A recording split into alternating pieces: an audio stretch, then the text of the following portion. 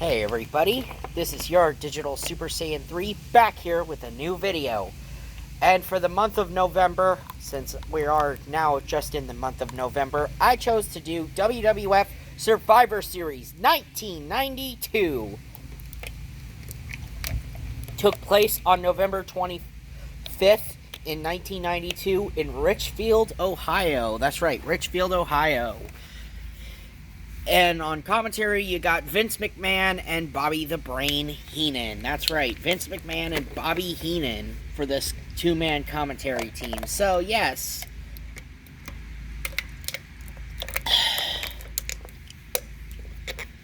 This has been a show I've been thinking about wanting to do, and I actually wanted to cover the 1992 Survivor Series for a while now.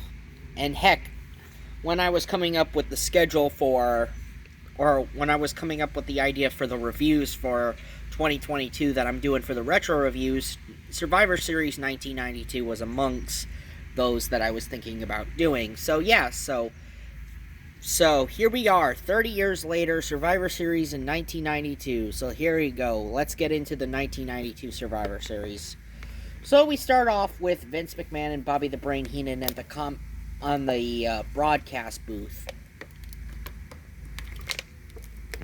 And they are running down the card. They are running down what will be featured on the Survivor Series. They talk about the Big Boss Man taking on Nails in a nightstick on a pole match. And don't worry, we'll get into that when we get into that. They talk about the casket match or the coffin match between Undertaker and Kamala. And yes, they even talk about the main event as Bret Hart, the WWF champion, Bret Hart, who had just won the WWF title off of the Nature Boy Ric Flair, defends against the Heartbreak Kid Shawn Michaels, aka the Intercontinental Champion. So, yeah, we have Bret and Vince running down the card, Vince and Bobby Heenan running down the card. So, yeah, what we're gonna see on this show. So, opening contest, we get into our first match. It's a tag team match, and not a very good tag team match, as you got the Head Shrinkers with Wild Samoan Alpha defeating the parachute pants wearing duo of Coco Beware and Owen Hart. Yes, Owen Hart. You heard me right, as they are the parachute pants wearing High Energy. And yeah, this match was not good at all. It was not a really good match at all. I mean, a lot of this show has a really underwhelming undercard, because when you think about it, this was a very underwhelming show. Yes, they had two good matches on this show. The main event was really good, and a special tag team match that I will talk about after the next two matches. But yeah, like I said, this match was not a good one, and this one was a very bad, piss-poor match. The only thing that made me laugh was when Bobby Heenan was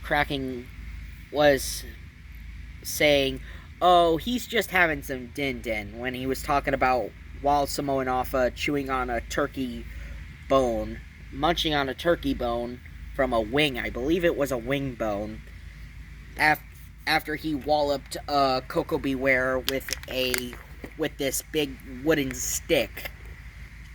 Owen Hart was the one who got a hot tag, and that was probably my only favorite part of this match, was when Owen Hart got tagged in with that hot tag. But then the Head Shrinkers ended up winning, so yeah, like I said, not a good match. Next up, oh boy, do we get a doozy. We get an interview backstage with Sean Mooney as he's interviewing Nails. And Nails is talking about, I had spent 15 years behind bars, I had been abused by the boss man, and now I'm going to make the boss man pay when I climb and grab that nightstick on a pole. So, then Boss Man ends up being interviewed by Mean Gene Okerlund, and Boss Man's like saying, you know, he's gonna serve some justice, he is the law and order. And then we cut into our next match, which was the nightstick on a pole match as the Big Boss Man defeats Nails. Oh my god, Nails. What a crap match this was. Oh boy. Did this one want to give me a stomach ache or an ear ache? I don't know which type of ache was worse when it came to this match. But yeah, they had to scramble up the pole just to get the nightstick, and then they both get to use the nightstick, even though Boss Man was the one who retrieved the nightstick. And Boss Man ended up winning the match regardless. And then the thing about Nails is, after this, you know, he would be fired because of what would happen when he choked out Vince McMahon in his office. Yes, that's right. Nails choked out Vince McMahon in his office and then was fired afterwards. Oh, yes.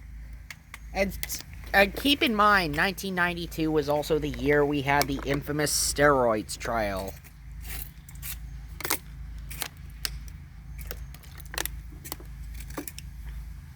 As pretty much Hulk Hogan was pretty much gone in 1992. That's yucky.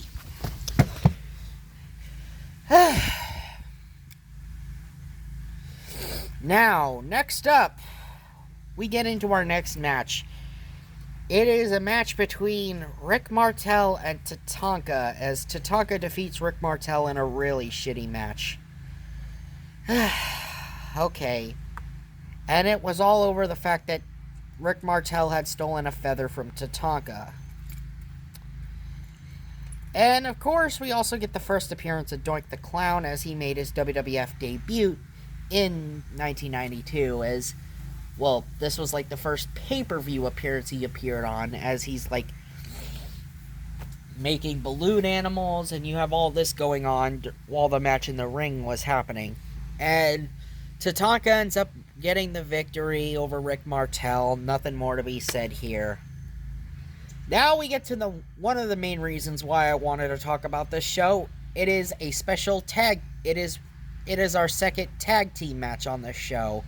And it is a match that was heavily featured on the poster, which is Macho Man Randy Savage and Mr. Perfect taking on Razor Ramon and the Nature Boy, Ric Flair. So yes, Mr. Perfect had just turned face 9 days before the event.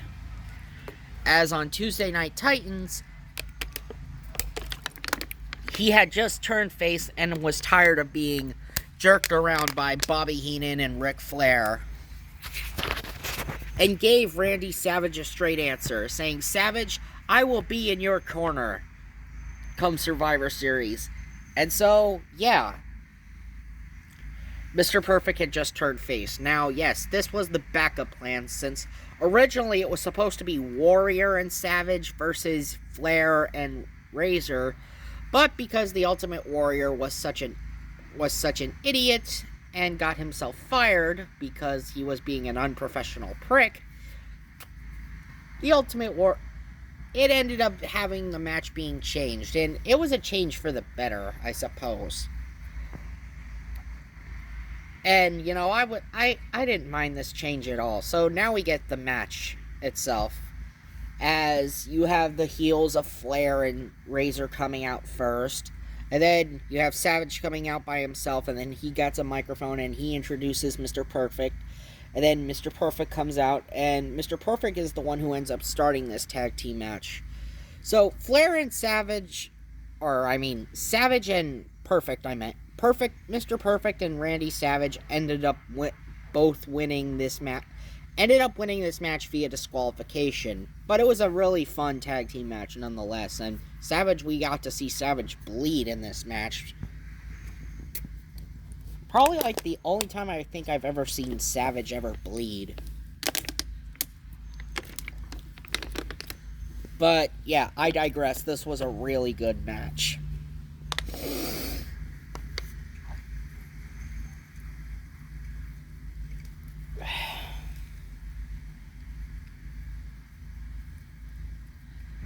Next up.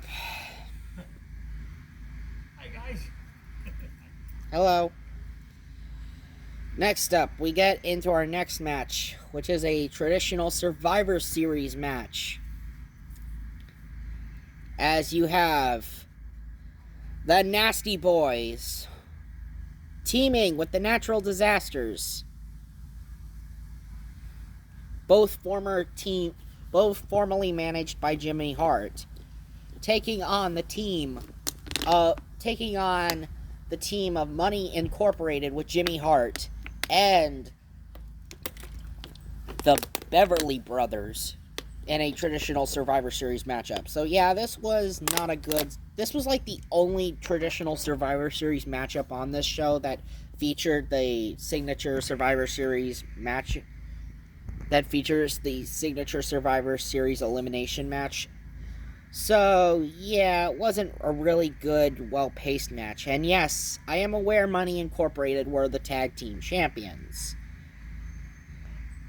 So, the Nasty Boys ended up winning as they became the sole survivors. I mean, yes, the Beverly Brothers got eliminated by the Natural Disasters, then the Natural Disasters got eliminated by Money Incorporated, and then the Nasties ended up doing in Money Incorporated. So, nothing more to be said here, as it was just not a good match. And now we got backstage, and we're seeing both sides of the tag team match we just witnessed, as you see Team Flair sulking in defeat with Flair and Razor backstage, and you see the celebratory team of Savage and Perfect celebrating, and Mr. Perfect taking out a bag of turkeys, and he says, "Hey, Razor, Flair, I got some turkeys for you, and even one for you, Bobby Heenan," which he takes out a minuscule turkey, a very small turkey, which Bobby Heenan's like, "I'm no weasel, I'm no animal, I'm no turkey." So yeah, you have Bobby Heenan pretty much throwing a hissy fit. And now we go into our next match, which is a squash match, as Yokozuna defeats Virgil in a really, really, really piss match.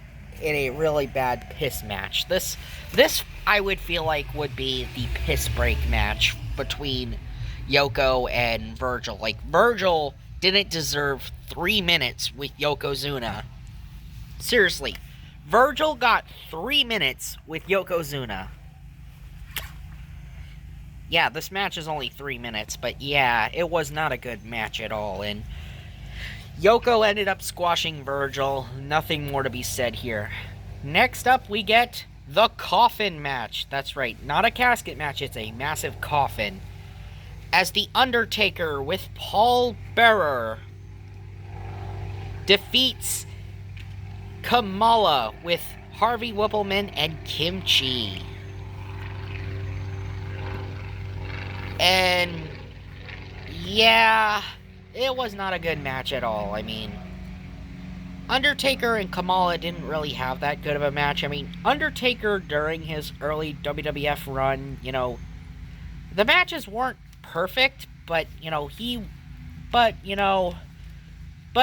was becoming a fan favorite as he was coming in, so at least we have that with The Undertaker, as he was starting to rapidly become a fan favorite.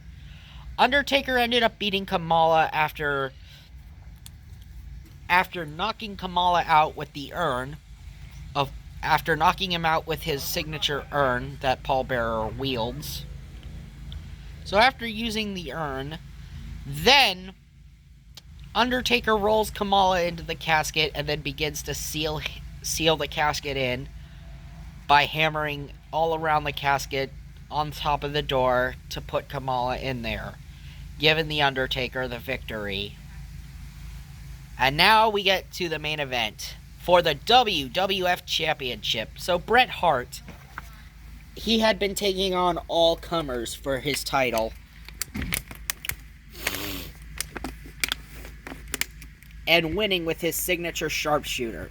Yes, 1991 and 1992 would be considered the rise of Bret Hart, the meteoric rise of Bret Hart as a single star. because the Hart Foundation had broken up the previous year in 1991 in a peaceful breakup. And now Bret Hart is defending his title against the Intercontinental Champion Shawn Michaels. So Shawn Michaels is having to go this one without his manager, Sherry Martel, a.k.a. Sensational Sherry. Since Sherry, I believe, was taken out. I forgot when she was taken out. But yes, Sensational Sherry is not with Shawn. So now it's Bret and Shawn. Yes, good thing for Shawn is that his title's not up for grabs, but Bret's title is. This was a really good wrestling match between Bret and Shawn from start to finish. I would say this and their match at WrestleMania 12 would be considered Bret and Shawn's best matches. The best matches between Bret Hart and Shawn Michaels. But yeah, this one was a really good match. Bret ended up winning the match after locking in the sharpshooter. He retained his WWF Championship, and then out came Santa Claus. That's right, jolly old Saint Nick himself began celebrating with Bret Hart. And Vince McMahon is like saying, "Santa has just come, and it's snowing in Richfield. He stopped off at the World Wrestling Federation to celebrate with the Hitman Bret Hart." And I gotta say, I can never get over the image of seeing Bret Hart wearing a Santa Claus hat. I gotta say, I really loved seeing Bret Hart wear that Santa Claus hat at the end of this show. So, that was Survivor Series 1992. Final thoughts? It was not a great Survivor Series. Yes, although you had a great tag team match and a great main event, the match just this match hardly even felt like a Survivor Series at times. Anyway, this has been your Digital Super Saiyan 3, and I will see you guys next time for Tables, Ladders, and Chairs TLC 2012 WWE. I'll see you next time. See ya!